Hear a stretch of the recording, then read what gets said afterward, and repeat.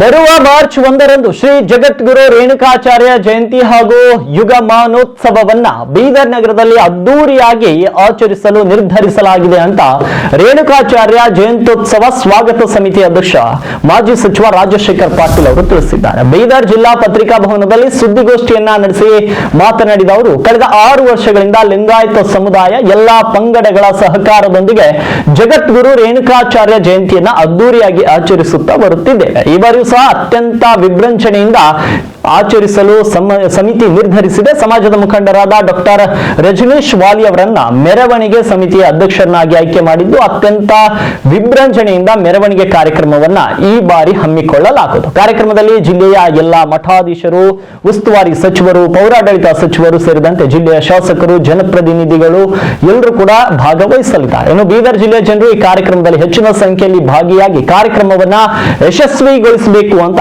ಕರೆ ನೀಡಿದ್ರು. ಬರ್ತಕ್ಕಂಥ 1ನೇ ತಾರೀಕು ಈ ಒಂದು ರೇಣುಕಾಚಾರ್ಯ ಜಯಂತಿ ಭಾಳ ಅದ್ದೂರಿಯಾಗಿ ಆಗಬೇಕು. ಕಳೆದ 6 ವರ್ಷಗಳಿಂದ ಈ ಒಂದು ಜಯಂತಿ ಆಚರಣೆ ಮಾಡ್ತಾ ಇದ್ದೀವಿ. ಸರ್ಕಾರ ವತಿಯಿಂದ ಸುಮಾರು 3 ವರ್ಷದಿಂದ ಇಡೀ ರಾಜ್ಯದಲ್ಲಿ ಈ ಒಂದು ಜಯಂತಿ ನಡೀತಾ ಇದೆ. ನಾವು ಹುಮ್ನಾಬಾದ್ ಪಟ್ಟಣದಲ್ಲಿ ಕೂಡ ಪ್ರತಿ ವರ್ಷ ಮಾಡ್ತೀವಿ. ಇವತ್ತೆಲ್ಲ ಶ್ರೀಗಳು ಸೇರಿ ಏನು ಗೌರವ ಅಧ್ಯಕ್ಷರಾಗಿ ನನ್ನನ್ನು ಮಾಡಿದಾರ, ಇವತ್ತು ರಜನೀಶ್ ವಾಲಿಯವರಿಗೂ ಕೂಡ ಏನಿದು ಮೆರವಣಿಗೆ ಮುಖ್ಯಸ್ಥರಾಗಿ ಅಧ್ಯಕ್ಷರಾಗಿ ಕೂಡ ಮಾಡಿದಾರ.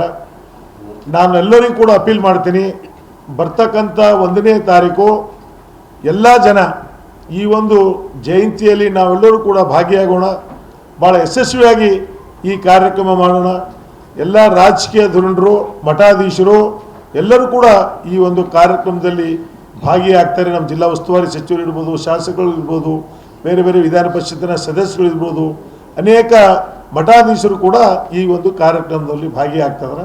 ತಮ್ಮ ಮುಖಾಂತರ, ಮಾಧ್ಯಮದ ಮುಖಾಂತರ ನಾನು ಎಲ್ಲ ಭಕ್ತಾದಿಗಳಿಗೆ ಈ ಕಾರ್ಯಕ್ರಮದಲ್ಲಿ ಭಾಗಿಯಾಗಬೇಕು ಅಂತ ನಾನು ವಿನಂತಿ ಮಾಡ್ತೀನಿ.